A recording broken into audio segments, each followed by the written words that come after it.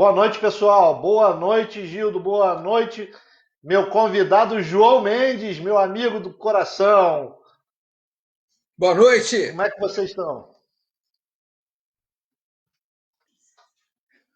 Aqui tudo bem, né? A Pessoal, gente vai levando, né? Tem que ter criatividade. é com vocês aí. Eu tô Fala, Gil. perdido aqui, me enrolei. Peraí, me enrolei aqui, eu tô todo enrolado. Ah, a Danusa já tá dando boa noite para vocês. Serjão de Melo também já tá dando boa noite. Boa noite, Danusa. Boa noite, Serjão. Pessoal, Felipe, é, antes de começar o programa, todo mundo sabe que eu sempre gosto de colocar uma realização nossa do canal Soler e do programa Ao Volante. Nessa semana, a gente teve a oportunidade de guiar um escorte de corridas. Mostra a foto pro pessoal aí, Felipe. Felipe, tá vendo? Por que eu estou tocando nesse assunto? Porque como é que eu conheci o João Mendes? Eu conheci o João Mendes guiando um Corsinha de corrida lá atrás. Ele como jornalista e ele corria de Corsa, né? João, conta pra gente como é que é essa história de como jornalista você ter podido... Aí, o Corsinha. Esse era o Corsa do João. Como é que era, como jornalista, você poder participar de Uhum. competições automotivas também, automobilísticas?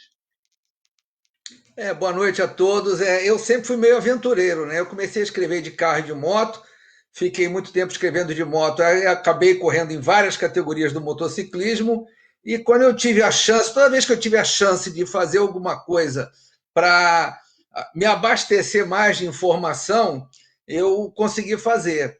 E quando começou a Copa Corsa, eu vi que era muito interessante, porque era um campeonato equilibrado, o preço, os valores não eram muito caros, eu tinha conhecimento para poder chegar numa revenda Chevrolet e conseguir um patrocínio.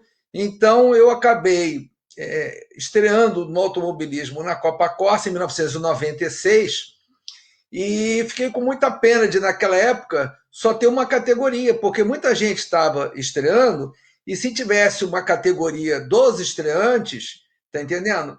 A gente teria até se empolgado mais, se mobilizado mais, porque eu brigava do meio para trás do grid, mas a gente tinha Andrés Mateus correndo em algumas etapas, Jorge Cláudio Schumacher, uma turma muito experiente, Nelson Silva, o pai e o filho, e então era meio Jorge complicado a gente Freitas andou conseguir alguma também. coisa.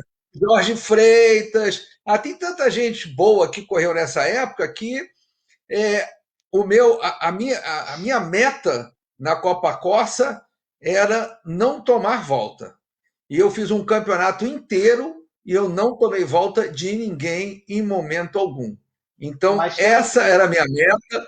Eu andava, tinha muita gente correndo, tinha quase mais de 40 carros, eu ficava ali do meio, um pouquinho depois do meio, e se tivessem feito uma categoria de estreantes, talvez a gente tivesse se investido mais e se empolgado mais. Mas você correr contra aquela turma toda, eu até agradeço, porque os veteranos me respeitavam. Às vezes eu largava bem, eu tenho uma largada que eu fiquei na frente do Nelson Silva, do pai, e eu segurei ele umas duas voltas e ele depois ele falou comigo, João, eu ia dar uma, mas eu vi que era você, eu segurei a onda, porque a galera sempre, né, dava umazinha lá atrás, curva lá da lagoa, empurra e tal. Mas o Nelson viu que era eu e falou assim: pô, é o João, não vou fazer isso com ele, Mas não. Eu depois deixei ele passar.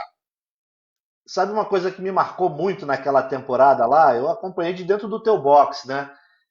Me marcou Uhum. muito o fato de você ser jornalista e estar pilotando, e depois a gente assistia a sua crônica do programa, da corrida, no programa Espaço Motor, né? Era uma visão completamente diferente de um jornalista que Uhum. ficasse só na cabine ou só via a prova depois, porque você era o jornalista que de fato estava dentro da corrida sentindo aquilo, né? Então, isso é que me É, marcou demais. tem uma curiosidade, né? Na verdade, eu narrava. O pulo do gato até da minha produtora e dos meus programas foi exibir as competições como as competições estivessem sendo exibidas ao vivo. Mas elas não eram ao vivo. A gente gravava com 1 ou 2 câmeras e dava uma editada e depois eu narrava como se estivesse ao vivo. E ela bateu, saiu e tal. Tinha aquela narração. Quando eu fui correr na Copa Corsa, eu não podia narrar a corrida que eu estava correndo, né, para dar aquela ênfase. Então, dependendo da etapa, eu pedia para dois amigos que trabalhavam comigo para narrar no meu lugar. Bom, um chama-se Sérgio Maurício, que era meu conhecido do Sport TV, que a gente fazia o Mundial de Moto junto. Eu falei, porra, Sérgio, narra lá porque eu não posso. E o outro também, que narrou a corrida de Copa Corsa, foi o Fausto Macieira, que se tornou a grande estrela da moto velocidade, o grande comentarista da moto velocidade, né? Então era o Fausto Macieira e o Sérgio Maurício. E isso são coisas que eu nem lembrava mais. E quando eu começo a ver, rapaz, foi o Sérgio que narrou essa, e foi o Fausto que narrou a outra. E era muito interessante, porque ficava legal. E eu botava, eu tinha câmera on board, eu rodava, botava a câmera on board. Ia eu me lembro pro ar, né? Era... Eu me lembro de uma corrida que você... Ô, João, deixa eu te falar uma coisa. O André, condutor de carro de corrida Nutella, né? Ele já pulou uns 10 anos na frente, quando o João Mendes já era para lá de famoso. E eu aqui, muito raiz, estou voltando lá para 81, lá para as quantas, para o João Mendes, que já era um profissional de extrema competência com programa de moto, né? Aliás, eu acho que se encontrava mais com moto do que de carro, depois espaço motor. Conta uma coisa que eu acho que nunca, pelo menos eu nunca soube, e talvez nunca correu esse papo naquele autódromo. Como foi que o João Mendes chegou no automobilismo, na competição de moto? Como é que foi? Quem era o João Mendes antes de bike show, antes de espaço motor? É muito curioso. Na verdade, eu sempre gostei de competição. E sempre gostei de motociclismo e sempre gostei de automobilismo. O meu pai teve moto, o meu avô teve moto. E o meu pai, quando se casou em 1950, ele morava ali a um quarteirão da entrada da Niemeyer, no Leblon. Então, ele tem filmes que ele fez das corridas ali no circuito da Gávea, né? E eu já gostava disso, eu já gostava. Então, quando eu era pequenininho, o meu pai levou eu e meus 2 irmãos para a gente ir na inauguração do cartódromo do Motel Country Club Bandeirantes, lá na Avenida das Américas. Foi o primeiro cartódromo asfaltado do Rio de Janeiro. E eu já me envolvi. Hoje. Exatamente, onde tem o clube atrás e na frente ficaram as 2 concessionárias, a Chevrolet e a Ford. E eu ia nesse cartódromo várias vezes para ver as corridas, e um time muito forte, uma equipe muito forte, chamava-se Os Intocáveis. E os karts ficavam na garagem da casa, na Urca, do lado da casa da minha avó. E eu subia no muro para olhar os karts guardados lá. E depois o Paulo Roberto, que correu de Passat também, nos anos 77, 78. Quando teve a inauguração do autódromo, eu pedi credencial e fui fazer matéria lá, porque eu estava escrevendo para o jornal de Ipanema, eu tinha uma coluna na Tribuna da Imprensa e eu era correspondente no Rio de Janeiro do Autocomunicação, que era um tabloide de Brasília. E aí eu fui cobrir a primeira prova no Autódromo de Jacarepaguá, que foi Fórmula Super V e Fórmula V. Foi a primeira corrida em Jacarepaguá.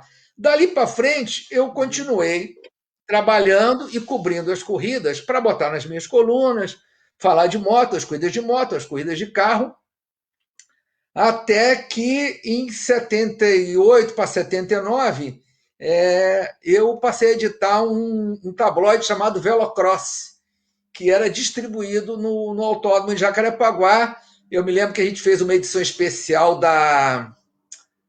do Festival do Álcool, quando começou a correr o álcool, teve a crise do petróleo, e aí eu continuei escrevendo, aí veio 79, 80, 81, Em 82, eu montei com meu pai uma produtora de efeitos especiais de cinema, mas continuei como jornalista, né, escrevendo carro, moto. Em 82, fui para Daytona fazer uma matéria com o Netinho, o piloto Antônio Jorge Neto, que foi correr 100 milhas de Daytona, na equipe Shell e Yamaha. Ele caiu e tal, não conseguiu o resultado. No ano seguinte, a gente voltou lá, ele venceu. Foi uma vitória histórica, eu já estava lá e continuei escrevendo. Com a produtora, eu comecei a conhecer gente do mercado de produção, amiga minha que trabalhava num escritório que fazia as imagens da UPI, né, do Night Press Television News, para a Inglaterra, para outros países e tal, e tive a ideia de fazer um programa de moto. Ela, não, eu falo com o meu patrão, a gente pede uma câmera emprestado, a gente... Aí eu comecei a me mobilizar, mas como é que eu boto isso na televisão? Nunca fiz televisão, não sei nada de televisão, como é que eu vou entrar? Aí me indicaram, olha, tem um cara que foi diretor da Tupi, que está lá na Record, que é o Titus Bellini. E ele é o cara que conhece todo mundo de televisão, ele pode ser a ponte. Aí eu marquei uma reunião, Titus, eu quero fazer um programa de moto. Eu já tinha ido na Bandeirantes, o nego achou que eu era maluco. Aí eu falei com o Titus me levou na Record, e o Titus foi muito sério. Só, o negócio é o seguinte, eu te boto na televisão, 50% do que fatura é meu, 50% do que fatura é seu. Eu falei, tudo bem, tá entendendo? O faturamento, por enquanto, é zero, eu quero entrar na televisão. Se ele vai ganhar 50% de zero, eu vou ganhar 50% de zero, então tudo bem. A produtora produzia muita coisa na área de cinema, muitos efeitos especiais, a gente trabalhava, fazia muita coisa para os longa-metragens, para uns filmes bons, para o pessoal de publicidade. Então, o meu trabalho no cinema bancou a minha entrada na televisão. Só que quando eu consegui marcar a estreia, né? E o Titus, eu fiz o programa inteiro sem falar com o Titus, né? Eu arrumei câmera, arrumei tudo, arrumei uma maneira de editar, uma produtora lá no Jardim Botânico, editei o programa, botei o programa no ar, e o Titus veio falar comigo, não, João, esses 50% para cada um está errado. Eu já vi que você é competente, você fez o programa todo, não precisou de mim para direção, para fazer nada, é 40 para mim e 60 para você. Eu falei, beleza, tio, tudo bem. Também não tinha nada, tinha um patrocíniozinho, negócio. Aí passou um mês, o Tito foi o cara que entrou para a história, porque foi o cara que começou a levar os pastores para fazer programa na televisão. E, de repente, o Tito estava cheio de pastor, cheio de programa para televisão, tá entendendo? Botando os programas com os pastores na Bandeirantes, na Record e tal. Aí ele falou assim, João, ele me ligou um dia, João, olha só, é 100% seu que eu tô fora, eu tô muito atolado. É porque eu também, ele não fazia nada. Eu não chamava ele para fazer nada. Ele não participava de nada. E ele estava cheio de coisa para fazer. Ele foi honesto. Ele falou assim: olha, João, fica com o programa é seu. E aí eu entrei com o Bike Show em 85, janeiro de 85. Quando eu entrei, o automobilismo tinha um certo movimento, mas o motociclismo estava muito mal na área de moto velocidade. E aí eu falei assim, pô, temos que voltar com a moto velocidade. Para voltar com a moto velocidade tem que ser uma corrida que a gente consiga trazer gente e trazer moto, porque o Rio de Janeiro quase não tinha moto, tinha pouca moto e moto sem muita qualidade. E aí o Gildo acompanhou isso, o Rio Motor Race acompanhou isso, o Gildo aparece nas imagens lá dando bandeirada, inclusive, e a gente criou uma prova chamada 1000 quilômetros do Rio, e todo mundo veio correr aqui. O pessoal de Goiânia, o pessoal do Rio Grande do Sul, todo mundo veio correr no Rio de Janeiro para dar uma força para o Rio. Foi uma largada tipo Le Mans, que as motos estavam de um lado da pista e os pilotos do outro, deu a largada, saiu todo mundo correndo, saiu todo mundo empurrando as motos e terminou de noite. Começou no final da tarde e terminou lá no meio da noite. Não lembro quantas horas foram, mas eu recuperei essa imagem, essa prova, e já botei lá no site, lá no memoriamotor.com.br. Então, os 1000 quilômetros do Rio voltou com a moto velocidade para cá. E aí, em 86, o Rio já caminhando bem, a Yamaha fez aqui 2 etapas da Copa RD, era Marlboro e Yamaha RD 350, que foi um sucesso, João, e aí o negócio foi embora. João, só uma pausa. Eu tenho uma foto de você de Yamaha. Ô, Felipe, solta aquela foto dele voando alto aí no fundo laranja, no fundo do sol batendo. Olha aí. É. Solta de novo a foto, a gente não viu. Olha aí. João Mendes. Eita! Que moto é essa, João? Isso aí foi o seguinte, eu desde em 75 eu comprei uma T3 Yamaha, que era uma moto trail, e comecei a me aventurar no motocross, mas era muito amador. Eu participava de motos muito amadoras. Como em 82 eu consegui botar a produtora funcionando, em 83 eu comecei a ganhar um dinheiro e a coisa começou a ficar melhor, eu falei, não, agora eu já estava até velho para correr de motocross, mas eu vou correr de motocross.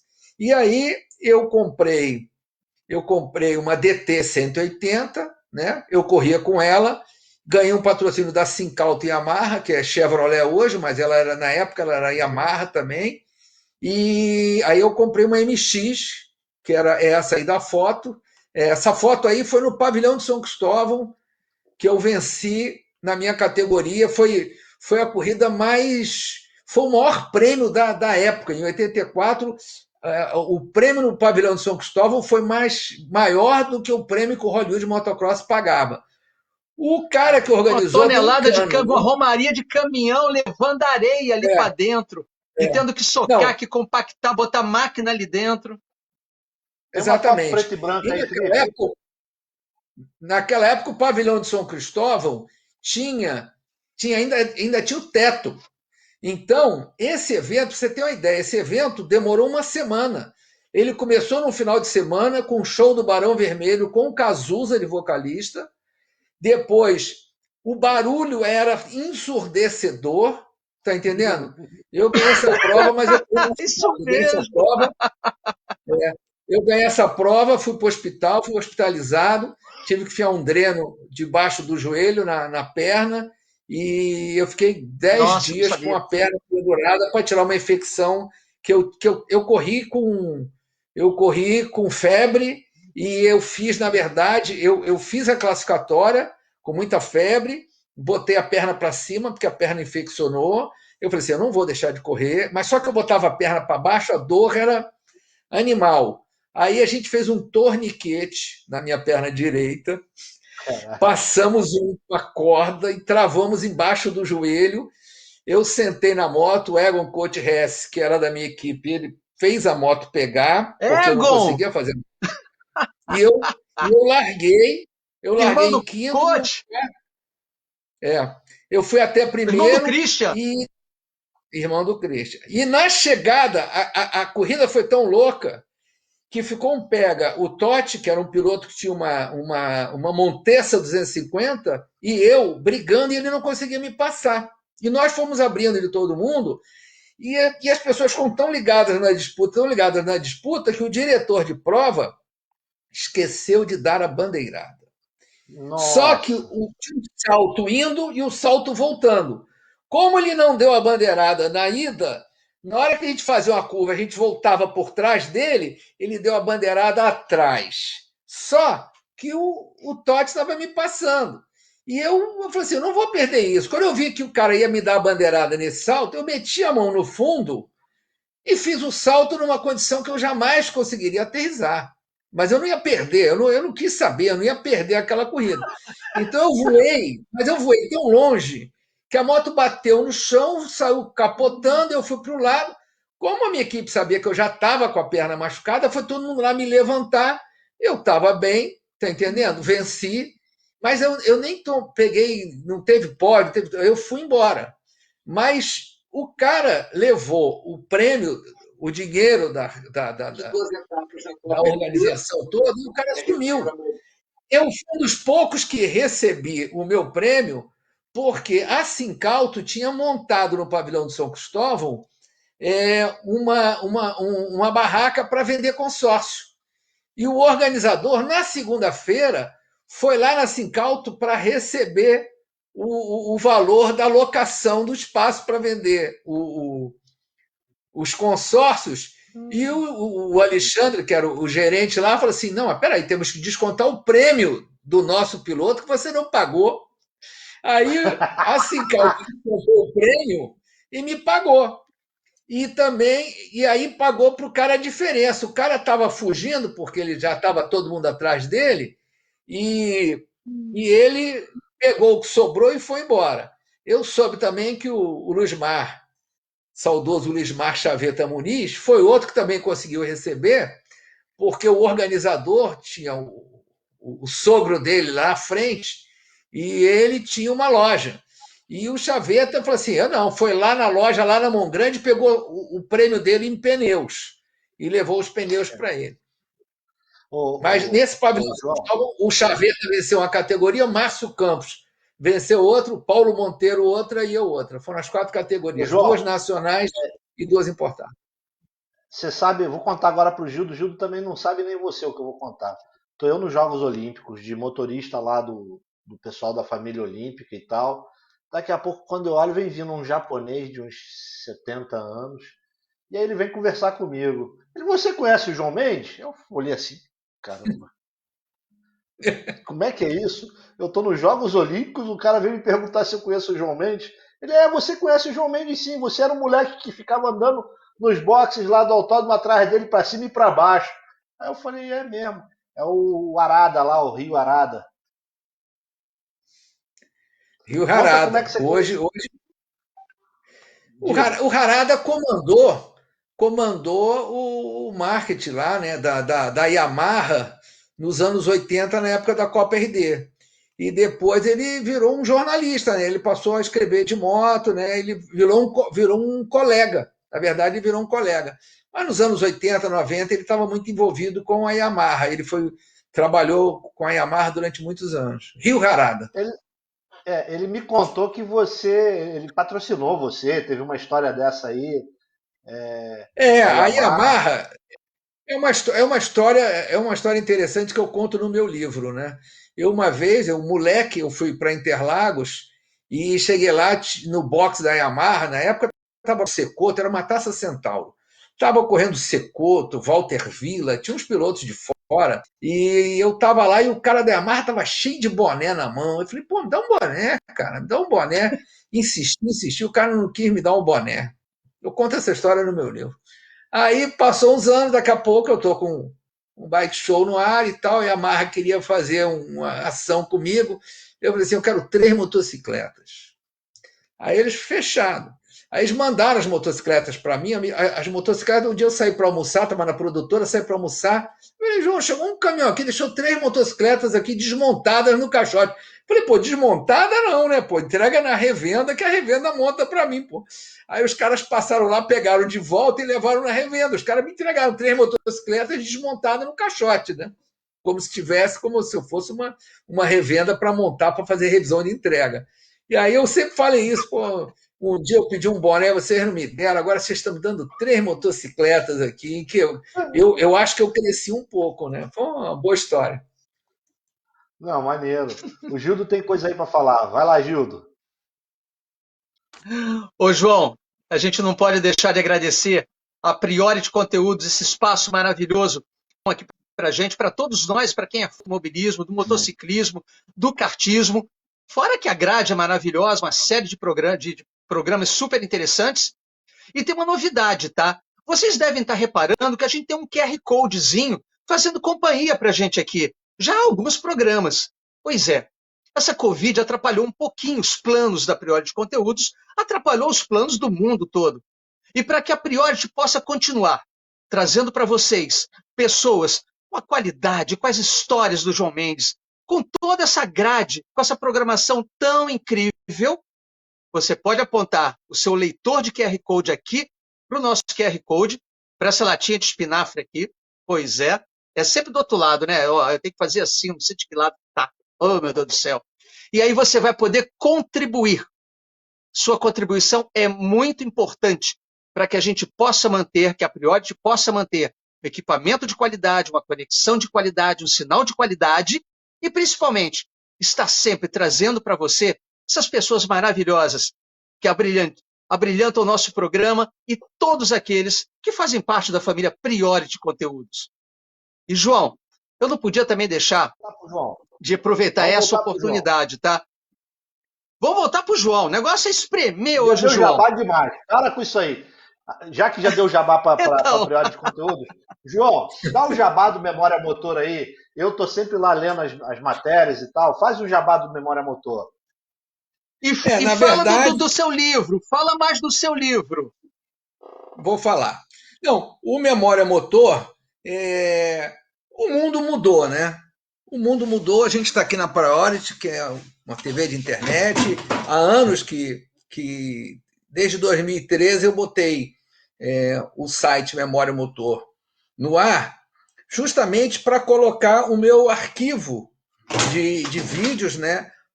As corridas que eu gravei durante todos esses anos, foram quase 5 anos no Bike Show, depois foram mais 10 no Espaço Motor, teve programas do Alta Rotação no Band News, teve tantos programas que eu já fiz. Eu fiz outro dia, eu nem lembrava, eu fiz coisas para o Record nos Esportes, fiz coisas para o programa de esporte da CNT também.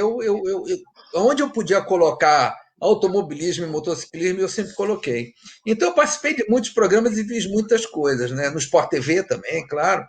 E aí, o Memória Motor coloca o arquivo no ar. E, ao mesmo tempo, que eu mostro os lançamentos da indústria, as motocicletas, os carros, né? Tudo que acontece no meio, a gente vai colocando no ar, mas vai colocando também, né? Além das novidades, vai colocando os vídeos antigos, né?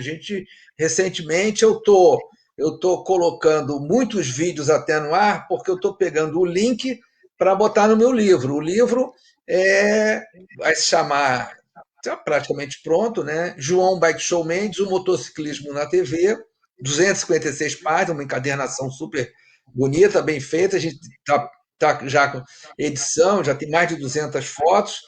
A gente deve lançar no segundo semestre, esperando que a pandemia melhore e que a gente possa se encontrar, né? Então, a previsão é lançar no segundo semestre.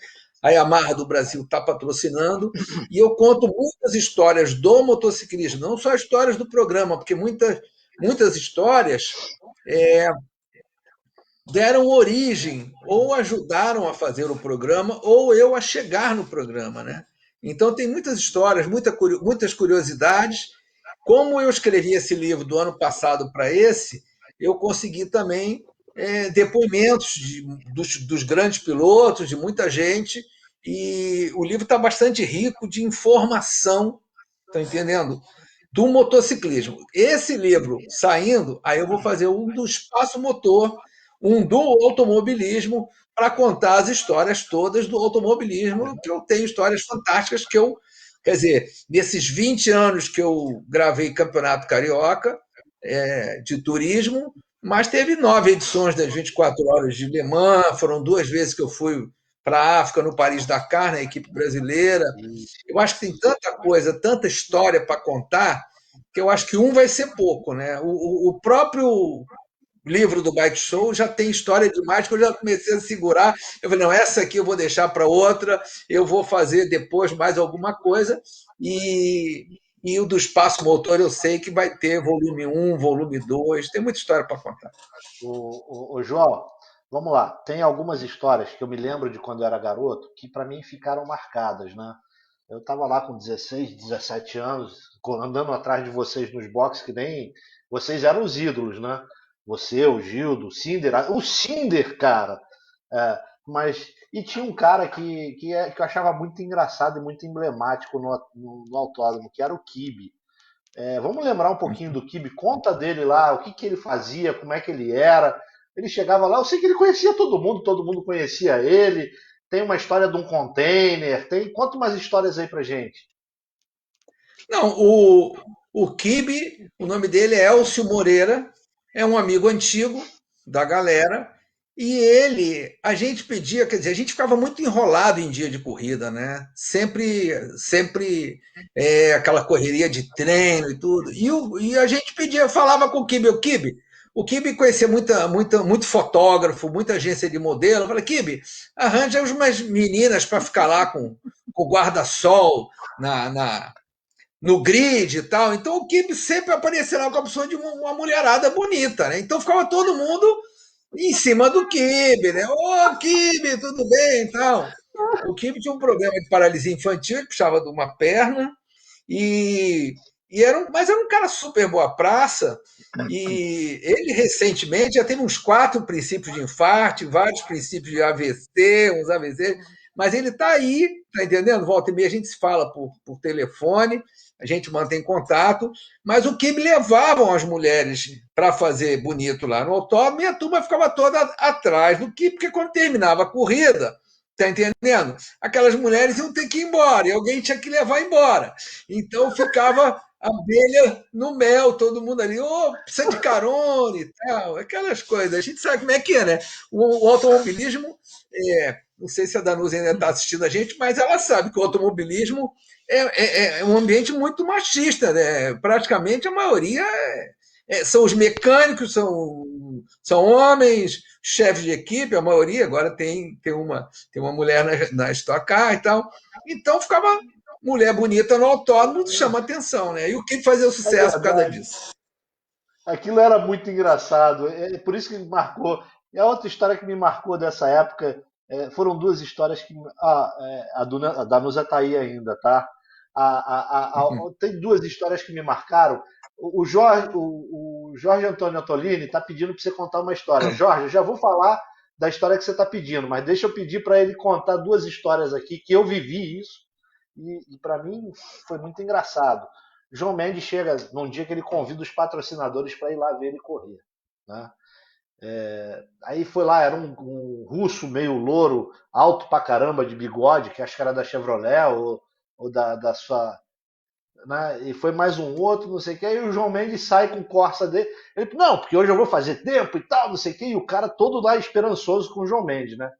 Aí ele vai pra pista.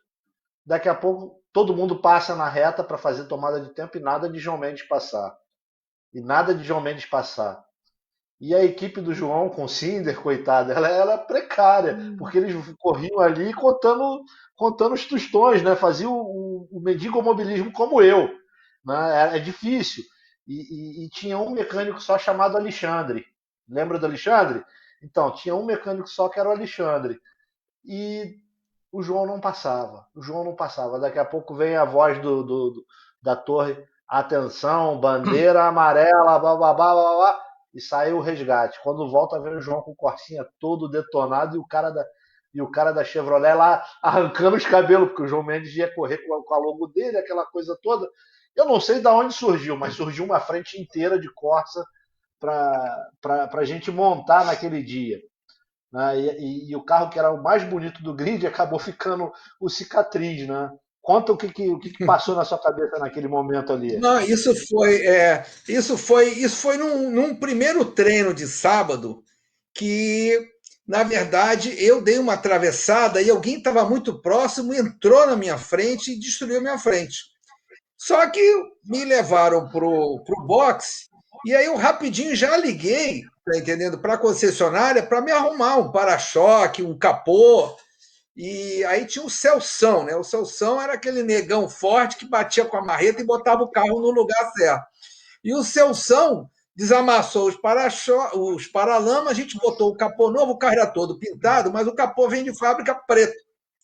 Quem estava comigo lá, já falecido, era o Hubert Melin, que era o Relações Públicas da Chevrolet no Rio de Janeiro. E o Melin estava lá acompanhando, e aí ele. Hubert Melin. Ele, na verdade, é descendente suíço. E aí, o carro. Mas no dia seguinte eu consegui largar. Eu botei uns adesivos ali para dar uma melhorada naquele capô preto e eu consegui largar. Acabou dando certo, mas eu não fiz os treinos da tarde, de sábado, eu não fiz. Tinha muito treino, eu dancei e não consegui. Não me lembro quem foi que me acertou, não, mas eu só sei que me acertaram direitinho. Eu lembro, pô. Eu Ô, João, deixa eu aproveitar, André.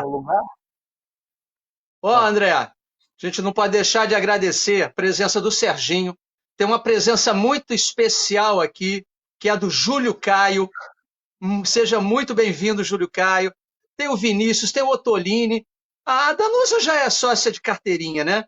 Ô, João, me diga uma coisa. Não tem tempo suficiente, não há páginas para tudo aquilo que você viveu, que você observou, que as suas opiniões tão valiosas são sempre um ensinamento para a gente. Eu acho que não é espaço. para tanto que tem na sua cabeça, tanto de vivência na sua vida. Infelizmente, nós curtimos desde um momento em que havia, eu não vou dizer romantismo, não, que parece muito coisa de filme, e todo mundo, a maioria que eu acho, acredita que automobilismo é glamour, é gravatinha borboleta em Mônaco e tudo mais. E eu posso garantir que você, como eu, a gente comeu, foi muita M, sofremos muito na pele e vivemos, né, para lá de 40 anos de tudo quanto passou aqui, principalmente lá fora também, mas vamos falar do Rio de Janeiro. Qual foi para você o momento mais marcante do automobilismo carioca? Olha, eu vou dizer uma coisa. O momento mais marcante foi quando a gente tinha o nosso grupo N, que tinham ali uns 4 carros patrocinados pela Philip Paper. E tinha Pedrinho Palhares também, tinha tanta gente, Celso Viana, o Schumacher, De Paoli, tinha tanta gente. Foi um momento tão grande, porque a Philip Paper também patrocinava o programa. A gente também teve patrocínio da Leite de Rosas. Então, era um momento que a gente botava programas especiais do Campeonato do Rio de Janeiro, e quando eu ia em São Paulo, o pessoal de São Paulo falava assim para mim, pô, se a gente tivesse uma Philip Paper aqui em São Paulo, a gente arrebentava. Porque o programa era patrocinado pela Philip Paper e tinha 4 carros da Philip Paper sempre brigando na frente.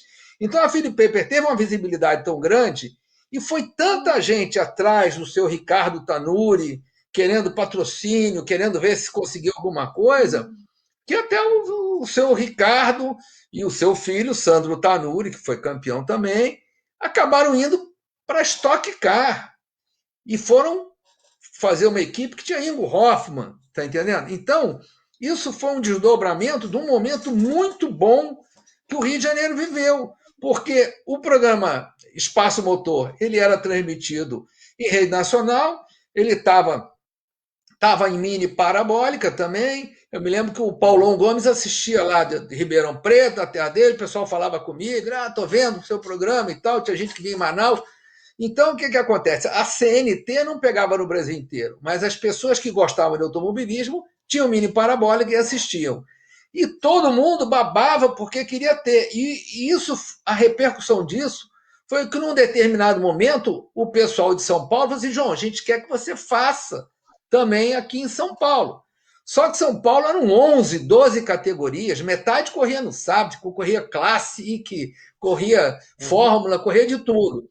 E aí a gente começou a fazer uma estrutura para cobrir as corridas em São Paulo. Então, no final, o Espaço Motor ficou uns 10 anos no ar. Eu acho que de 2000 até 2003, a gente fez muita coisa em São Paulo, muita categoria em São Paulo, e a gente botava as câmeras on-board, que na época não existia GoPro, né? Então a gente comprava aquelas câmeras que eram desse tamanho e botava dentro do carro. Eram câmeras que tinham um mecanismo, tinham uma fita, e com o tempo essas câmeras iam embora. Então eu tenho uma coleção de câmeras quebradas aqui, que não dá para jogar fora, não consigo jogar fora, eu guardo. Então eu tenho uma coleção de câmeras quebradas. E aí a visibilidade do nosso carioca, da cobertura que eu fazia, me levou a ser contratado, por exemplo, pela Volkswagen para gravar todo o brasileiro de rally, da equipe Seat e a equipe Volkswagen, que também tinha. E, além de eu ser contratado para gravar e botar no ar, eu falei assim, olha, vocês estão me contratando, eu vou botar no ar. Mas eu vou botar no ar todas as categorias, inclusive aquelas que a Fiat vence, com o Luiz Tedesco, né, que vencia tudo. Eu falei assim, olha, eu vou botar todas as categorias, não vou botar só a categoria que vocês andam na ponta e vencem, eu vou botar tudo, não, tudo bem. E depois eles, com as minhas imagens, eles passaram a fazer os comerciais que iam ao ar da equipe, né, no Jornal Nacional, no Fantástico, foi uma repercussão muito grande. O pessoal do Rally sabe muito bem que aquela virada dos anos 90 para 2000, aquele início ali, o Campeonato Brasileiro de Rally, o Sul-Americano de Rally aqui no Brasil, tinha uma repercussão fantástica. Você João, fez Rally da Graciosa, não fez? Fiz. João, vamos lá. Tem 2 histórias que pediram para contar. Uma sou eu que estou pedindo, Eu me lembro, mais uma vez, você saiu com o seu Corsinha. Daqui a pouco, cadê João Mendes? João Mendes não apareceu. Aí vem você andando com a manopla de marcha na mão, pelo boxe e largou o carro lá no canto lá. Conta como é que foi isso. Você estava andando e tum, saiu com a manopla? Não, não, eu estava no meio do bolo, né? Era meio para o início da corrida, estava no meio do bolo, estava acompanhando. Quando chegou na primeira do S, que eu meti a marcha, a alavanca saiu, né? Quebrou lá embaixo, uma cruzeta lá, a alavanca saiu na minha mão. Eu apertei a embreagem e fui levando o carro para aquela área de escape grande que tem ali no S, e encostei lá para não atrapalhar a corrida, mas tirei a alavanca como saiu. Eu falei, eu não vou deixar a alavanca solta aqui, que depois é capaz de eu nem achar. A alavanca saiu e eu levei a alavanca e o pessoal até viu, olha, o João quebrou porque a alavanca quebrou. Tá entendendo? Não foi o motor que quebrou, não foi nada disso. E você vinha Mas bem na mas prova, sabe? para de contar derrota. Hã? Para de contar Que? derrota. Não, vou contar a vitória também. Não é derrota. Agora vem outra aqui. É que isso foi engraçado, pô. Agora vem uma aqui que é. O Ottolini está pedindo para você falar da Fórmula Petrobras de 99.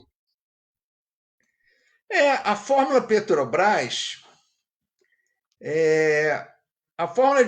A Petrobras, na verdade, eu já tinha feito. Eu vou começar a falar de Petrobras muito antes até de eu entrar com o espaço motor.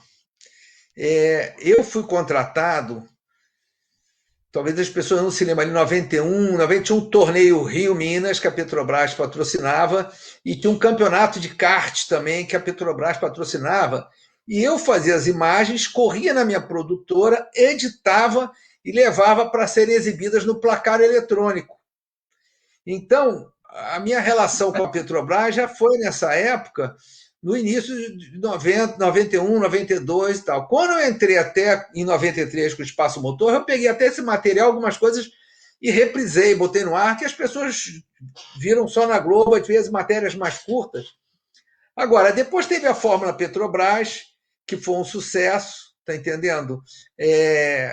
Foi bom, o bom da Fórmula Petrobras e que ajudava também o nosso carioca, né? Porque os eventos eram juntos e isso ajudava. E a Fórmula Petrobras, o Hernani Jutz foi vencedor. O Hernani, então, o filho do Paulo foi campeão. Foi uma época boa também. A pena que aqui no Brasil a gente não consegue a tradição, né? O cara entra, faz um campeonato, dois, né? O patrocinador e vai embora, depois volta daqui a um tempo, quer dizer, não tem muita. Você vai lá no circuito de Le Mans, tem um pórtico lá da Dunlop que está lá há décadas, os caras pagam aquilo lá, está lá há décadas. Aqui não existe isso, João, não se consegue. Você foi alemães, tem duas corridas que você me contou pessoalmente já duas vezes, duas histórias que são marcantes. As 1000 milhas, né, que você fez da primeira à última, se eu não me engano, e alemães. Tem como falar um pouquinho dessas duas? Deixa eu só complementar. João, qual foi o sentimento, de verdade, hein? De um jornalista pisando pela primeira vez em Le Mans? Foi muito louco, né? Foi muito louco porque, na verdade, eu tava no Sport TV comentando uma prova de moto velocidade, do Mundial de Moto Velocidade. Naquela época, o Alexandre Barros corria até. E na outra cabine estava o Lito Cavalcante comentando Fórmula 1. E o Lito fazia assessoria do Antônio Hermann, e que tinha ido correr Nürburgring, só que ele venceu Nürburgring e ninguém ficou sabendo. E o Lito falou para o Antônio Hermann, olha, você tem que levar o João para o João fazer imagens para você aparecer aqui no Brasil. E aí eu encontrei o Lito no corredor lá do Sport TV. O Lito falou assim, João, você pode ir para a França amanhã? Eu falei, posso? O que é? Não, o Antônio Herman vai correr lá 24 horas de Le Mans. Aí eu falo com ele, se ele dá um ok, você vai lá, faz umas imagens. Eu falei, pô, faço. Aí ele me deu um ok no mesmo dia. No dia seguinte eu acordei, comprei a passagem com cartão de crédito, fui no consulado da França tirar o visto. De noite, na segunda-feira, de noite, eu embarquei para a França. Na terça-feira de manhã, quer dizer, cheguei lá, são mais 200 quilômetros de Paris até Le Mans. Daqui a pouco eu já estou batendo lá no hotel do Antônio Herman. Cara, ué, já? Falei, pô, cara, vamos trabalhar, né? Aí eu fiz imagens de toda aquela edição, daquela primeira edição, que ele quebrou, mas deu uma repercussão tão grande, porque ele, naquela época, a Glenda Kozlowski era do Sport TV. O Sport TV fez um especial com o Antônio Herman, todo ilustrado com as minhas imagens. Eu fiz um especial para a CNT e o Lito Cavalcante era assessor do Antônio Herman naquela época, com o Márcio, e eles fizeram uma divulgação muito grande. O negócio deu tanto resultado que eles falaram assim: olha, vamos para Spa-Francorchamps, 24 horas de Spa-Francorchamps. Vamos para 1.000 quilômetros de Suzuka, no Japão. Vamos para 1.000 quilômetros de Paris em Montlhéry.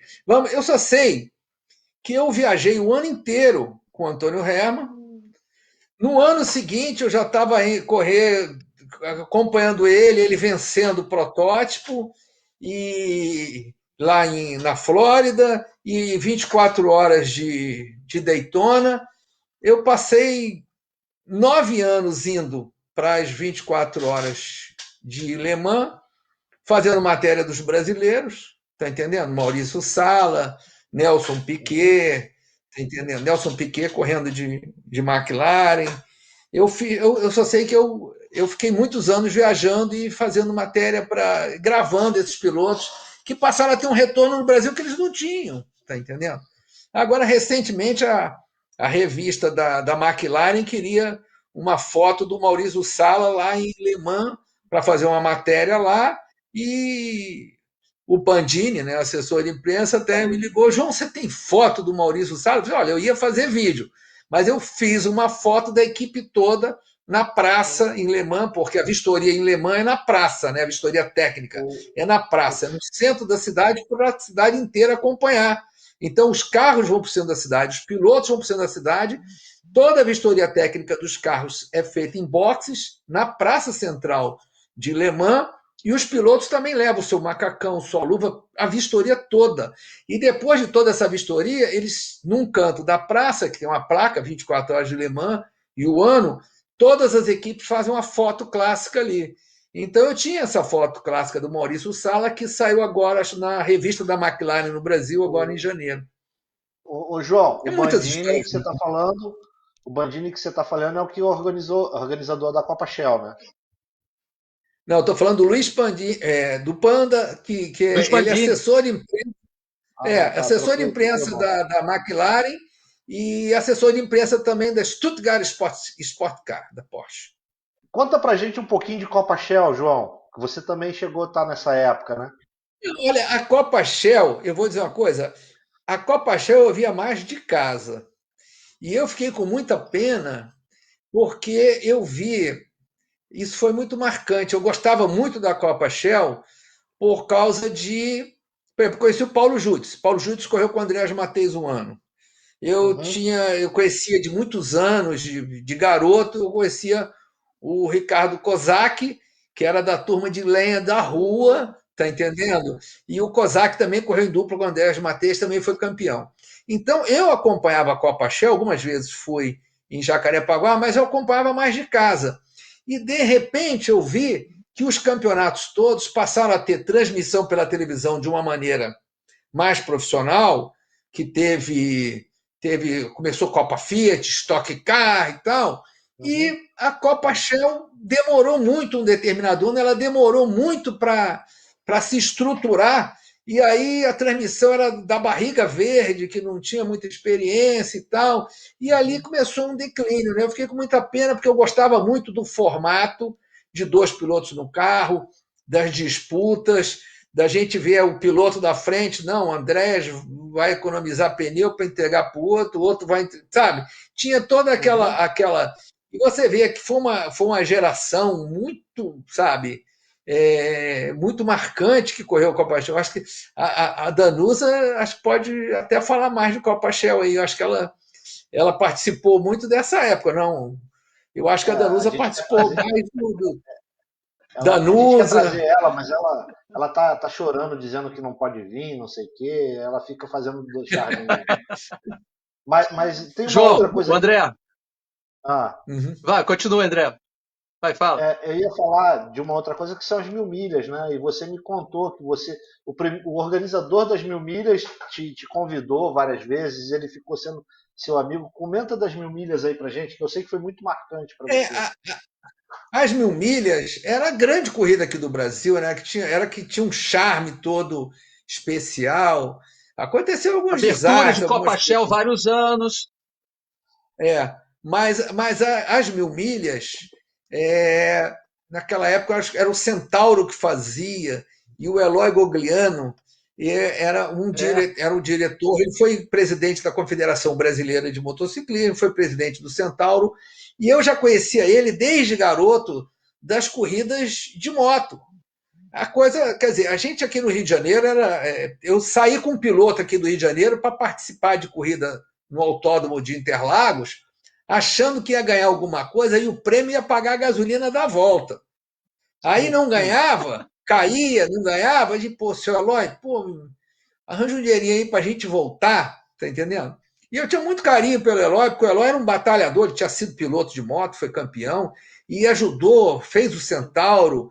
Ele fez as 1.000 milhas com o Barão, né, com o Fittipaldi, né, com o Wilson Fittipaldi pai.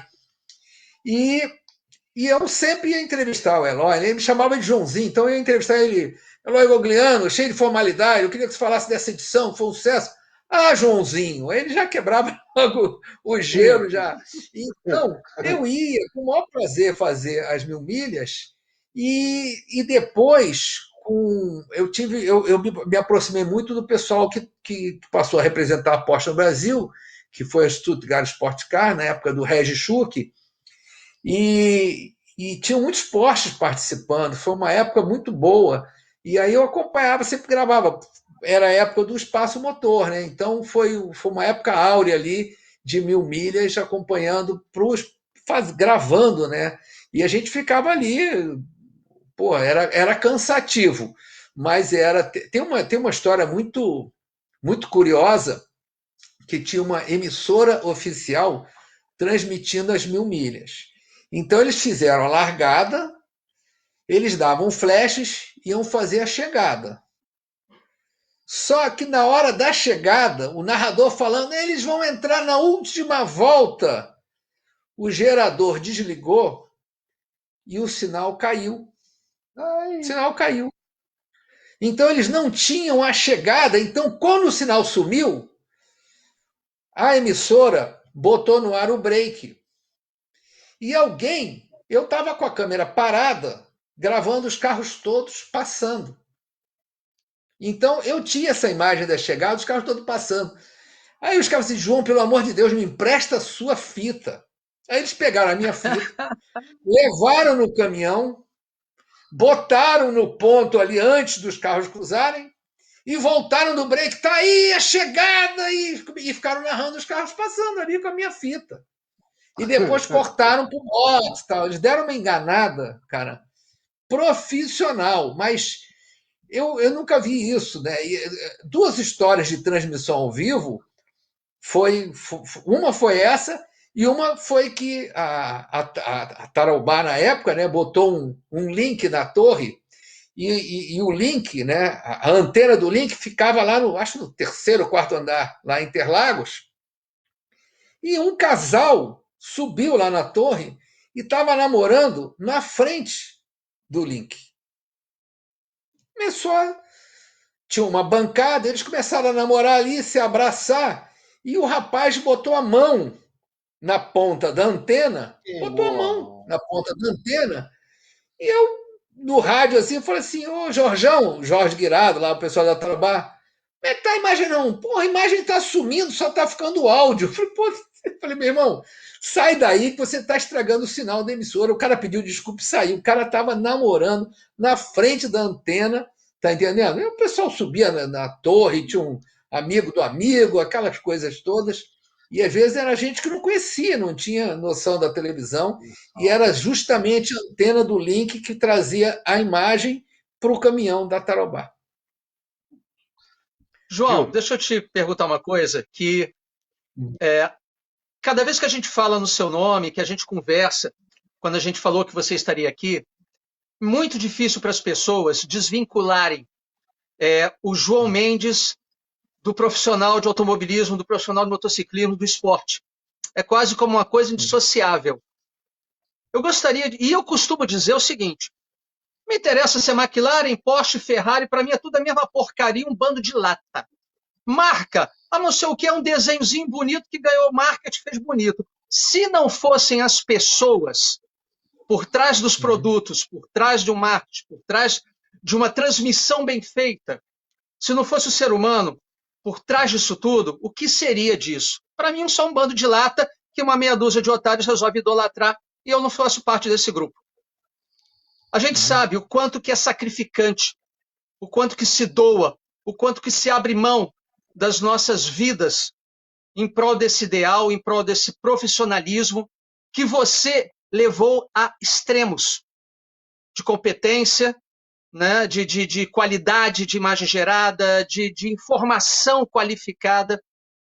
Eu queria que o João Mendes, dependente dos teus programas, do que você fez, conta para mim, conta para a gente. Foi sacrificante pessoalmente? Você teve que abrir mão de algumas coisas ou de muita coisa na sua vida? Você faria tudo de novo? Olha, eu fico até emocionado, cara. Você sabe que quando eu comecei a fazer o bike show, desculpa, era normal virar à noite de quarta para quinta e quinta para sexta na ilha de edição, porque eu estava começando e eu não tinha experiência. Então a gente gravava e gravava muita coisa, sabe? E eu ia para a ilha de edição, quando eu comecei a aprender a fazer edição, eu ficava horas e horas e horas e horas e eu tinha que entregar o programa. E o programa, sabe, tinha que chegar na emissora. Não dá para você, não, eu vou pegar mais um dia. Não, você tem que entregar o programa.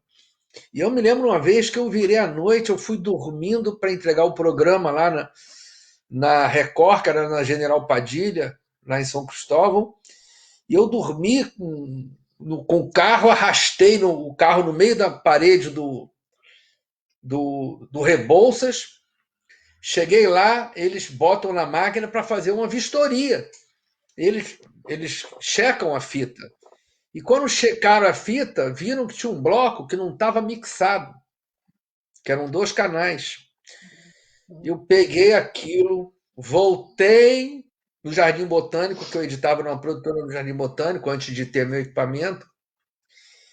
E, porra, já estava morto, já estava virado. Você imagina, saí de São Cristóvão, morto.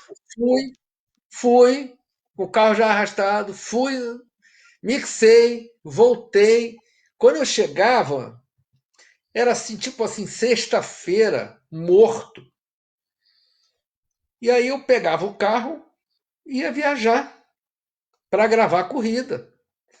E num mês a gente foi de carro para Goiânia, para Brasília, para Marília, para Uberlândia. É 1.100, 1.200, 1.300 cada perna dessa. Eu me lembro que para botar um dinheiro no bolso, eu fechei um contrato com a Ipiranga. Na época do Bike Show, a Ipiranga queria que eu gravasse a equipe dela de Fórmula 2, que era o Leonel Frederich. E tinha uma prova na Argentina, lá em Porto Iguaçu. E eu tô com a minha equipe, né? A gente está ali, era um assistente, um câmera, uma produtora, eu tô ali. A Ipiranga me ligou e falou assim: olha, a gente queria que você fosse gravar lá. Quanto você cobra? Rápido, tem que ser rápido, que a gente tem que decidir. Eu falei, olha, são 4 passagens de avião, são isso, são isso, são isso, são isso, tá, é X. O cara, tá bom, fechado, vamos depositar. Aí a produtora já chegou para mim e falou assim: porra, legal, vou ver as passagens de avião. Não, que passagem de avião? Tá louca. Entra todo mundo na Paraty, vamos de carro, que eu vou botar esse dinheiro no bolso. São 23 horas. São 23 horas dirigindo, mas são 23 horas dirigindo. Na volta, eu me lembro que na volta eu peguei lá em Porto Iguaçu. Depois de Resende, eu parei para tomar um café e cheguei para a produtora: ó, dirige aí que eu estou cansado. A gente veio direto. A Paraty tinha uma chave para deixar a ventoinha ligada direto. Era uma coisa de louco. Isso mesmo. E eu aprendi a fazer televisão na marra. Não era um cara de televisão, nunca tinha feito televisão. Eu quebrei sabe? Eu falei assim, porra, eu nunca fiz televisão, não entendo de câmera. Aí o câmera passou mal, eu falei assim, amanhã eu não consigo ir. Aí eu pego porra, e vou gravar, porra. Então o câmera sou eu, tá entendendo? Era uma guerra, e quando a gente entrou com um espaço motor, também foi numa guerra, porque, não sei se vocês se lembram, o Galvão Bueno brigou na Globo, foi para a Rede OM para fazer um programa de esportes, e eu fui junto para fazer a parte de motociclismo dentro do programa de esportes. Só que 8 meses depois, o Galvão Bueno recebeu um cheque lá que não descontou, e ele brigou com a Rede OM e voltou para a Globo, até porque as transmissões da Fórmula 1 tinham caído muito a audiência, e foi 94, o 93, final de 93, o Ayrton estava bombando e tal. Resultado, me ligaram da CNT e falaram assim: olha, João, pô, você está acostumado a fazer programa, você fazia programa, você não quer fazer um programa para entrar nas 2 horas que o Galvão Bueno fazia e tal? E eu falei assim: então vou botar automobilismo e motociclismo. Foi aí que nasceu o Espaço Motor. Agora, em uma semana, a gente inventou um programa, inventou as vinhetas, inventou as aberturas, inventou tudo, gravou. A gente cada vez gravava de uma maneira. Pra você ter uma ideia, o Bike Show, a gente começou gravando ele numa loja de imóveis que tinha na Avenida das Américas. A gente chegava na loja de imóvel depois que ela fechava, tinha aquela sala bonita, a gente botava a câmera e gravava. Tá entendendo? Inclusive, o primeiro apresentador do Bike Show morreu de Covid recentemente. Era o Jimmy Hall, que foi O Jimmy um Hall? radialista. Jimmy Hall, exatamente. Ele foi o primeiro apresentador do Bike Show, ficou uns 3 meses trabalhando no programa, talvez um pouco menos. E o Jimmy depois ele foi para Rádio Globo, fazia o Globo de Ouro para a Globo e foi para São Paulo. Ele sempre foi um cara do rádio muito conhecido e, infelizmente, faleceu no ano passado vítima da Covid. Era bem mais novo do que eu e não resistiu. Mas, olha, foi uma guerra. Eu não me arrependo de nada, porque tudo que eu consegui, eu acho que eu consegui a partir disso. Porque quando eu botei o Bike Show no ar, subvencionado pelo dinheiro que eu ganhava no cinema, foi um risco. Mas em pouco tempo eu passei a ter vários patrocinadores, todas multinacionais. Era Marlboro, era Hollywood, era Castrol, era Yamaha, era Honda, e aí eu pude fazer a minha produtora crescer no mercado a ponto de eu ficar uma referência entre a produção independente de televisão, e com isso outros programas passaram a serem produzidos na minha produtora. Programa de surf, o realce, o vibração, programa de academia, programa de artes, tudo que você imagina passou pela minha produtora. Som na caixa com esse Elimar, você não imagina o que eu vivi dentro da minha produtora gravando o programa dos outros. Ô, João, eu vou te dizer uma coisa que você não sabe. Para sobreviver e para crescer. Eu tenho uma prima, ela até trabalhou com você, a Bruna Alcar. Acho que ela trabalhou com você. ela estudou jornalismo na PUC, né? E num determinado momento da faculdade de jornalismo, eu fiz até essa matéria com ela. Não, ela é mais nova. Eu fiz a matéria antes. Tem uma matéria chamada Introdução à História do Rádio e TV. E nessa matéria, o espaço motor e o bike show são citados. Os professores eles ensinam para a gente como era uma maneira diferente de fazer televisão do que a gente via nas grandes emissoras TV Globo, TV Bandeirantes, TV SBT. E você realmente, como produtora independente, você teve um programa de abrangência nacional, né? Porque todo mundo no Brasil assistiu Bike Show, todo mundo assistiu Espaço Motor, né? O Bike Show foi um dos pioneiros, porque a produção independente começou um pouquinho antes do Bike Show. Mas ela começou o que a gente chamava de produção independente, que era um produtor levava o seu produto, né, para a emissora, mas no início o produtor se juntava com a produtora dava o equipamento, o cara entrava com a ideia e rachava o faturamento. Quando eu entrei, e foi bem nesse início, já estava tendo uma transformação. A emissora fazia um acordo com você, olha, eu boto no ar, você faz tudo. Então eu alugava a câmera, eu tinha que fazer tudo. Eu tive que estudar tecnicamente para ver o que eu ia alugar, onde eu ia fazer, como é que eu ia editar. E no Rio de Janeiro você contava na palma de uma mão, ou talvez entrando na segunda mão, quantas ilhas de edição existiam para editar um programa. E eu, para trabalhar, para pagar menos, para sobreviver e para fazer o Bike Show rodar, eu usava uma produtora, que era a RCV, e eu falava para o Antônio Brasil, que era o proprietário, olha, me cobra um precinho, eu vou editar na hora que a ilha estiver desocupada. E aí eu ia entrar para editar, aí chegava um cliente, chegava alguém e eu parava. Eu me lembro que um dia eu já estava assim em cima do laço e era assim o final de... Eu tinha que entregar o programa sexta-feira e era na tarde de quinta. Quando eu fui entrar na edição, chegou uma galera assim, não, a gente vai ter que editar um clipe para o Fantástico.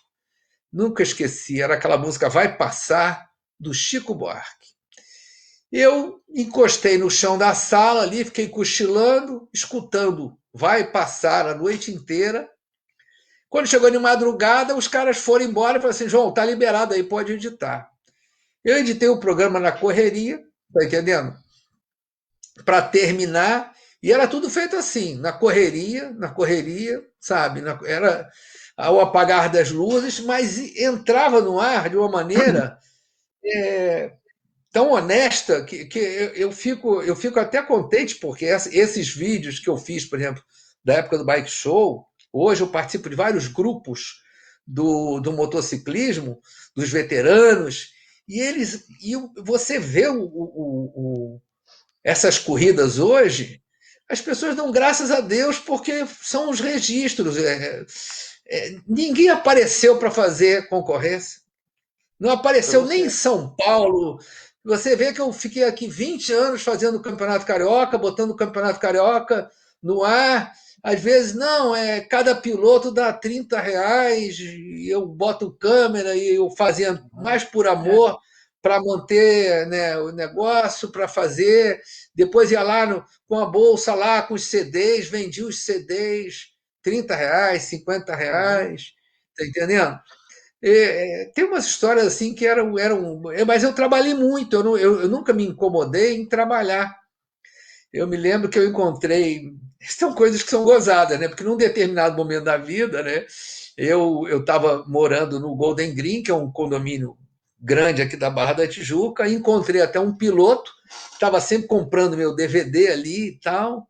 E eu encontrei o piloto, sabe, ali no mercadinho que tem ali na entrada do Golden Green. E ele falou, legal, e aí, está aqui? Não, eu moro aqui. Você mora aí? Ele estava me acostumado a ver vendendo DVD, tá entendendo? Da corrida ali, da edição, né? Então ele me achava até uma pessoa humilde demais para morar no Golden Green. Eu senti que ele se assustou, tá entendendo? O Golden Green é chique e tal, aquelas coisas, né? Mas eu sempre trabalhei muito para ter o que eu tenho para correr atrás. E eu acho que foi com isso que eu consegui tudo que eu consegui na vida e os sacrifícios, viajar de noite, terminar a corrida lá em São Paulo. Quantas vezes eu terminei a corrida em São Paulo e voltei com o carro, tá entendendo? Pela estrada, que nem um, sabe, morto de cansado. Quantas vezes eu saí das 24 horas de Le Mans, a corrida terminava 4 horas da tarde, a gente tinha voo em Paris às 10 da noite, a gente estava de carro. 4 horas da tarde termina a corrida, 5 termina o pódio, 6, 7 horas você consegue sair do autódromo, 2 horas correndo na estrada para chegar em cima do laço para embarcar para o Rio de Janeiro. Tá entendendo? Tomava banho tomava banho no aeroporto, num box tinha uma fichinha, você botava a fichinha, entrava um que botava um cotoco para a porta ficar aberta para os outros tomarem banho na mesma fichinha. É bem coisa de brasileiro, tá entendendo? Mas cara, são as histórias, sabe? A gente tomava champanhe no vencedor lá em Le Mans e depois dava uma brasileirada lá no aeroporto. Eu fiquei curioso com uma coisa, João. Você estava em Le Mans quando o Paulão fez aquele gesto? Não, isso foi. Eu era criança nessa época. Isso foi anos 80. Eu não me lembro agora a data, não, mas foi a primeira, né? Eu conheço as histórias todas, né? Do Paulão, tem umas histórias muito engraçadas, a gente já conversou muito sobre isso. Mas isso foi uma corrida de Porsche lá que eles fizeram também, correram bem, foi fantástico, né? Mas a minha primeira foi em 94, e depois eu fui 9 anos, foi até 2003.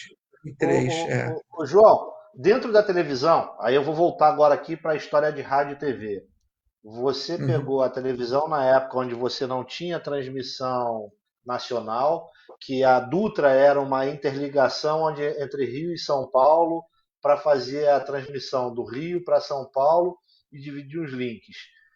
Dentro desse universo difícil que a gente viveu nos anos 80 e princípio dos anos 90, o que foi mais marcante para você quando você estava fazendo o programa, o seu programa, né?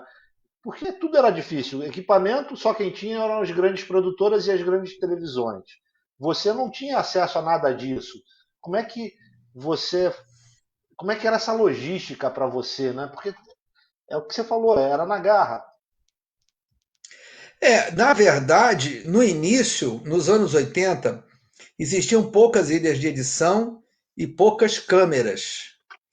E eu vi que eu tinha que comprar um equipamento, eu tinha que arrumar um dinheiro, eu tinha que trazer um equipamento, porque uma vez essa história eu conto no meu livro também, eu quase não consegui fazer o programa porque a gente alugava as câmeras que eram usadas pelas equipes estrangeiras das agências de notícias. Eram as câmeras que tinham aqui no Brasil, que eles saíam para fazer uma matéria ou outra, e em alguns momentos a câmera estava disponível.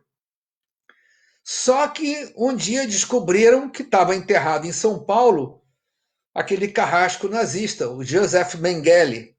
E todas as agências estrangeiras pegaram suas câmeras e foram para São Paulo para desenterrar o Mengele lá e fazer matéria. O Rio de Janeiro não tinha ninguém tinha uma câmera. Como é que eu ia fazer um programa sem câmera? Nossa. Ainda bem que eles desenterraram o Mengele antes do final de semana e eu peguei a câmera para depois, para poder gravar uma corrida. E na corrida eu fiz todas as matérias do programa, porque durante a semana não tinha câmera no Rio de Janeiro.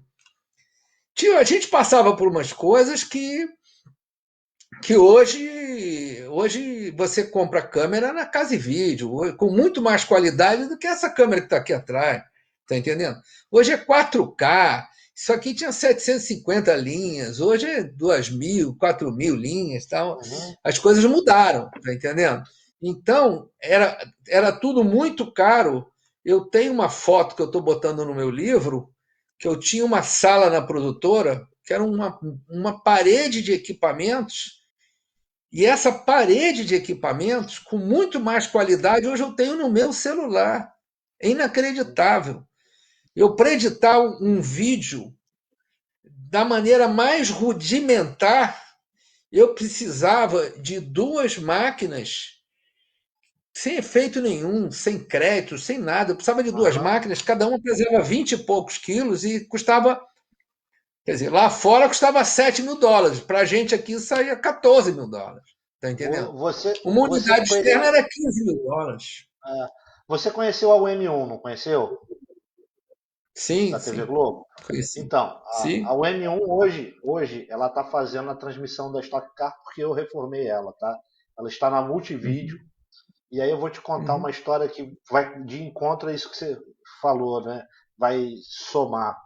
Quando chegou para fazer a reforma da UM1, o Flávio Márcio Mauro, que foi quem idealizou ela lá atrás, ele já preparou uma unidade móvel para ser uma transmissão em HD.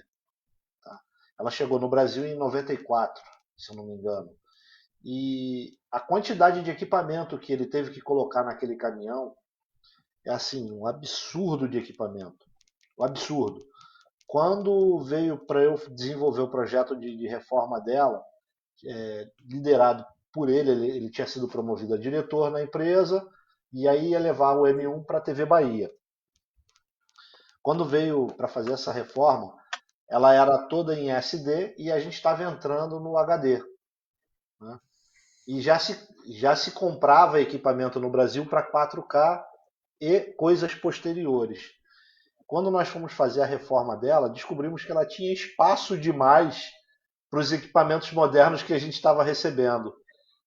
O layout interno dela teve tudo que ser redesenhado, tudo repensado, porque nada do que se imaginava em termos de rack de equipamentos, eram 3 fileiras de rack só para equipamentos de suporte, já não precisava uhum, mais. A gente botou os equipamentos de suporte em uma fileira de rack.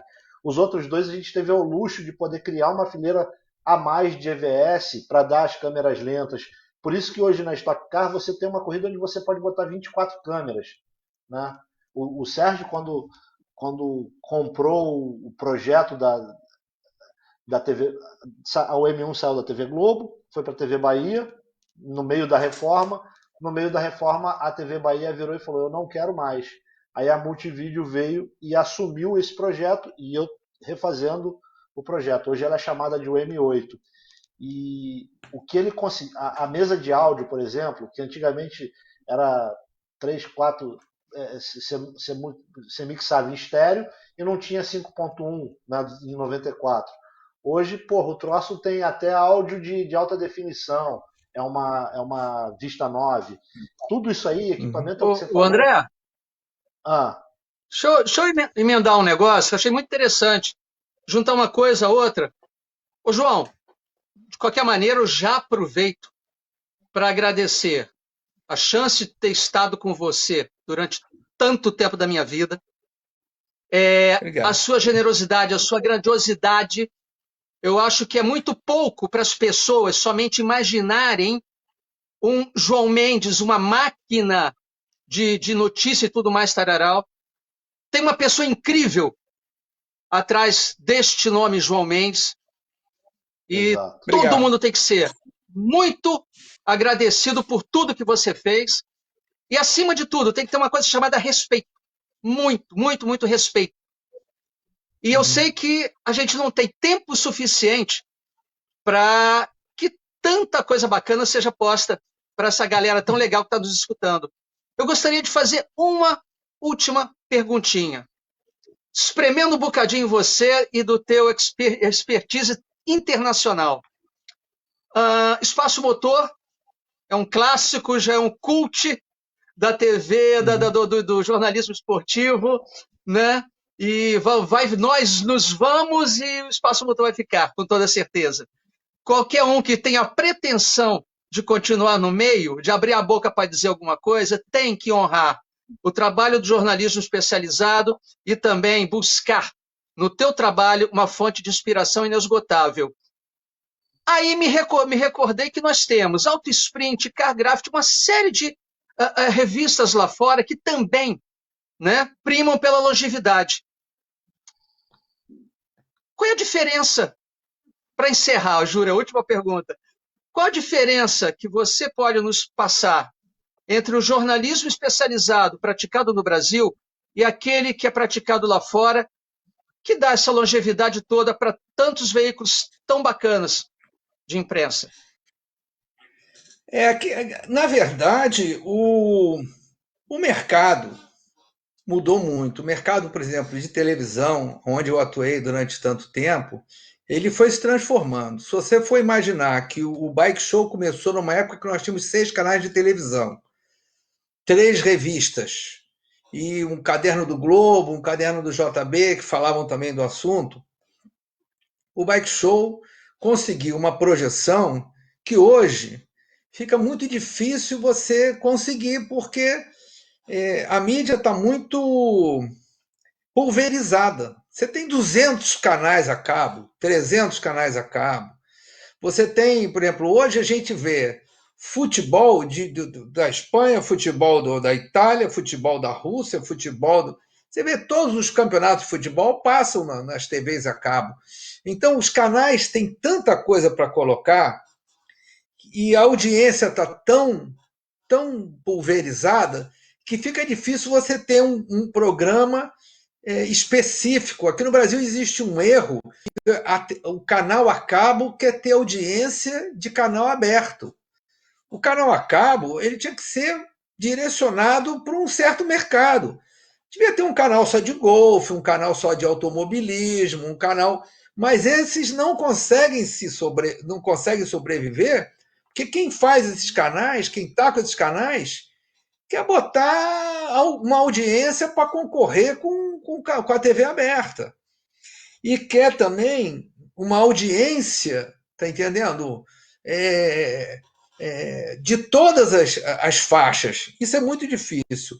Você vê, hoje em dia, o nego fala, mas o jovem não está mais assistindo televisão, o jovem fica no telefone, o jovem não quer comprar mais carro, está entendendo? Você vê que as gerações foram mudando e as coisas mudaram de tal maneira que fica difícil. Por exemplo, é difícil você manter a tradição. Você vê aqui no Brasil também, os funcionários das empresas eles vão se mudando com muita... Diretor de marketing, tirando um ou outro que fica muito tempo numa marca, toda hora troca. Então, o cara está lá comandando uma marca, ele conhece o meio, ele conhece o jornalista especializado, ele conhece tudo, daqui a pouco tira o cara vai para onde você quer, e entra um que ainda vai conhecer, que não sabe quem é quem, tá entendendo? E a gente tem no Brasil um problema que eu acho sério, que as emissoras não estão preocupadas em botar conteúdo.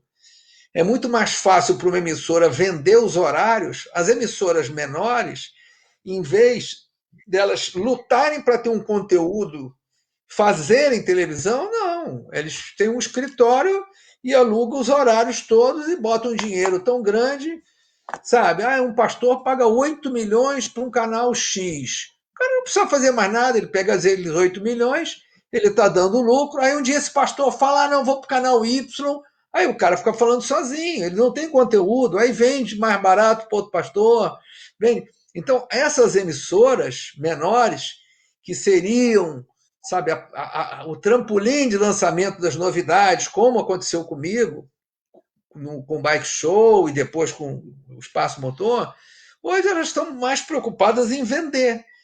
E nos canais a cabo também acontece uma coisa semelhante, porque tem muito canal que tem que ter uma produção nacional para atender a lei de cotas.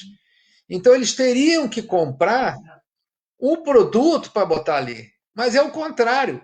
Ele fala para você vender, dá o patrocínio para ele, e aí com o patrocínio pago ele te compra. Então, é o cachorro atrás do rabo. Você não tem o horário, você não tem o canal, você não consegue vender. Como é que você teria que vender primeiro, arrumar um patrocinador que acredite que você realmente vai entrar naquele canal? Como é que você vai vender se você não tem um acordo com o canal? Você tem que entrar no ar primeiro e vender depois.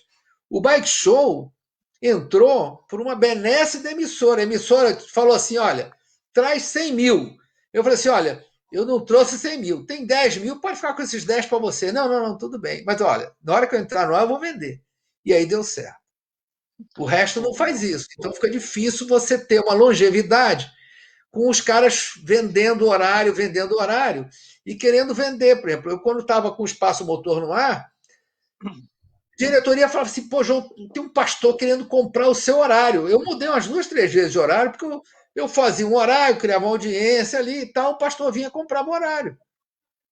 Essa é a televisão no Brasil. Então fica difícil fazer televisão, fica difícil você ter um produto longevo, você tem essas dificuldades e tem também, quer dizer, os complicadores de conseguir patrocínio, né? Eu tive um programa, só para concluir um minutinho, eu tive um programa 10 anos falando de automobilismo, de motociclismo, e a Petrobras entrou em determinado momento com, sabe, com uma mixaria que você não tem noção do que. Aquelas Copa Petrobras, eu não tinha patrocínio da Petrobras. Eu até botava no ar porque estava junto com o Campeonato Carioca, mas a Petrobras é inacreditável que um programa que tem ficado 10 anos no ar falando de esporte a motor, a Petrobras não tenha patrocinado, não, sabe? Você não conseguia, a pessoa não, sabe? Tinha sempre uma história. Eu acho, quer dizer, eu não posso dizer, não, tem coisas que eu não posso dizer, deixa para lá. Ô, João, eu só queria te botar na tela aí. O Felipe, coloca na tela aí Frank Guerra. Olha o que ele escreveu aqui para você. Frank, obrigado pelo carinho aqui. Aliás, Frank, você vai ter que vir aqui, tá? Pô, peraí, dá licença. O Frank é papo meu aqui, ó. Padrinho de bandeirada quadriculada, hein? Tem que falar comigo, hein, Frank? Aqui, ó. E me dá carona no jet ski aqui na praia de Copacabana, hein? O Frank vai ter que vir aqui no programa, tá devendo. Sem o João, não teria minha história registrada no automobilismo. Muito obrigado, João. Frank Guerra, para quem não sabe, ele foi campeão carioca de automobilismo. Ou seja, o João, ó, o Sérgio também falou, ó, gostei muito do programa de hoje, todos os comentários muito emocionantes de automobilismo e de motociclismo. Tá vendo, João? É isso que você fez. Você criou uma legião de histórias que foram contadas que ninguém ia contar, né? Só foram contadas porque você está contando. Esse registro importante foi que você vê, por exemplo, nos grupos que eu tenho do automobilismo, motociclismo, dessa turma toda, você vê que hoje eles têm os vídeos para verem, para reverem, discutirem. Antes não teve, eu queria ter começado isso bem antes, em 77, se eu tivesse começado em 77, seria maravilhoso. E se eu tivesse suporte para continuar, e eu lamento até que não surgiram outros também para fazer, para a gente ter mais coisas. Eu fico recuperando as fitas, eu vejo coisas que eu nem me lembrava mais, eu vejo competições que às vezes tinha uma disputa ferrenha, eu falei, nossa, que coisa maravilhosa nessa época e tal. E é maravilhoso que eu tenha conseguido. Eu ainda tenho muita coisa aqui que eu ainda vou salvar, tá entendendo? Tem competições. Essa semana eu mandei salvar, levei num laboratório para limpar a fita que estava completamente mofada, um especial que eu fiz do Rally Paris-Dakar de 95. Então, isso eu vou botar no site, é um registro também fantástico que eu não podia perder. E o laboratório limpou a fita toda, conseguiu digitalizar, graças a Deus, e ficou maravilhoso. É isso aí. E deixa eu fazer um agradecimento aqui para o João. O Gildo não sabe, nem o Plínio sabe. Só o João e eu sabemos. Primeiro vídeo do canal Soler, lá atrás, chamei o João no Facebook. Mostrei um vídeo ruim, mas ruim. Aí o João, com todo o carinho de um professor, ele falou, pô, cara, você até tem talento para o negócio, ele não quis me dizer que para não fazer, né? Mas você até tem talento para o negócio, faz assim, faz assado, parari. E aí eu fiquei um mês inteiro perturbando ele, não foi, João? Não, eu vou te lembrar. Ele gravou um carro, não sei se foi na primeira, ele mandava um vídeo para mim, João, vê aí. Eu falei assim: olha, porra, Solé, tá legal pra caramba, mas por que essa caçamba de lixo atrás de você? Uma caçamba de lixo. Pô, tinha um carro, mas tinha uma caçamba de lixo também. Eu falei, pô, não dá para virar aí? Tira essa caçamba. Ele, legal, legal, beleza. E eu fui aprendendo porque o João Mendes foi me ensinando. Eu fazia alguma coisa, mandava para ele, porra, não, mas não. Então, cara, tem que te agradecer. Se hoje a gente está fazendo o programa ao volante, se a gente tem o site do Canal Soler, se a gente tem o Canal Soler no YouTube, se tem essa parceria com a Priori de Conteúdos, é porque nós estamos seguindo os seus passos que você deixou aberto para a gente seguir. Né? Isso é um agradecimento meu, porque ninguém sabia disso. Eu abri agora aqui para as pessoas. Bom, são 8h33. Você tem mais alguma coisa que você gostaria de falar? Pô, vamos marcar um outro. Daqui a um tempo a gente marca outro aí. Quando eu lançar o livro, de repente. A gente tem muita história para contar. Tem muita coisa. Sem dúvida, tem muita coisa. A gente já viveu muita coisa, já curtiu muita coisa. E tem muita coisa registrada também. Pessoal, quem quiser rever algumas coisas, tem lá no memoriamotor.com.br. Tem alguns capítulos também da minha história que estão aqui no arquivo da Priori de Conteúdos, do Espaço Motor que a gente fez. No ano passado, a gente entrevistou aqui ao vivo, né, os maiores pilotos do motociclismo de várias gerações. A gente entrevistou aqui, botamos no ao vivo aqui na Priori, foi muito legal. E é isso, eu acho que sempre teve no meu sangue, eu sempre gostei, eu graças a Deus tive força porque em alguns momentos dava vontade de desistir, eu não vou desistir, tem patrocínio, daqui a pouco não tem patrocínio, daqui a pouco não tem um horário, eu ia negociar o horário, mas eu não queria tirar do ar, eu confesso que às vezes eu paguei para botar no ar, mas eu não queria sair do ar. E eu falei assim, olha, mas eu vou pagar para entrar no ar, eu vou pagar essa conta, mas lá na frente eu vou melhorar, eu vou conseguir. Me lembro que eu paguei 2 temporadas do DTM, eu botei no ar porque eu tinha tesão em botar o DTM no ar. Foi a volta do DTM, Deutsche Tourenwagen Martin, em 99, 2000. Os carros da Mercedes faziam o maior sucesso. Eu levei na Mercedes, pô, vocês não querem botar um dinheirinho aqui para pagar a conta? Eu pegava os dólares e ia levar no escritório para pagar, para receber as fitas. Eu paguei 2 temporadas, não vi um tostão, mas a repercussão das pessoas vendo o DTM de volta foi um negócio fantástico. E eu, sei lá, não me arrependo de nada, não. Paguei, mas paguei com muito gosto e todas as vezes eu achei que foi um investimento, foi para um futuro que, graças a Deus, funcionou e deu certo. Obrigado a vocês pelo convite.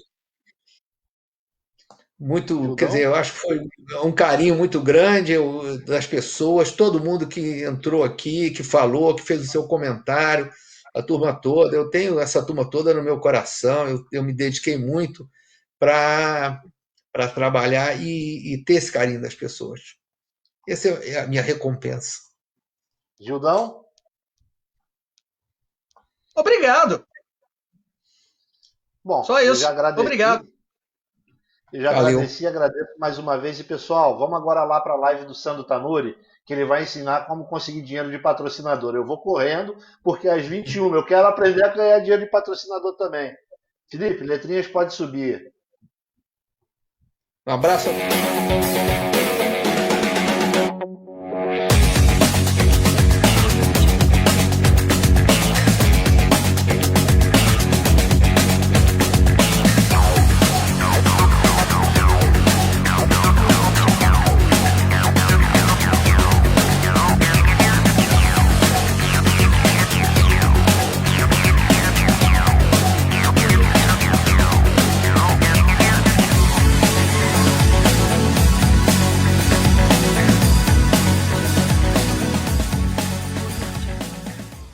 A Priority Conteúdos tem como missão levar até a sua casa conteúdos dos mais diversos nichos dentro de um app leve, simples e fácil de mexer. Vá até a loja de aplicativos, Google Play ou Apple Store. Digite Priority Conteúdos, selecione o app e aperte para baixar. Espere um instante e pronto! Ao abrir o aplicativo, uma lista de programas variados está disponível na palma da sua mão. Clipes, desenhos, humor, programas de futebol, kartismo, vôlei, Priority Conteúdos. Baixe o app e se divirta!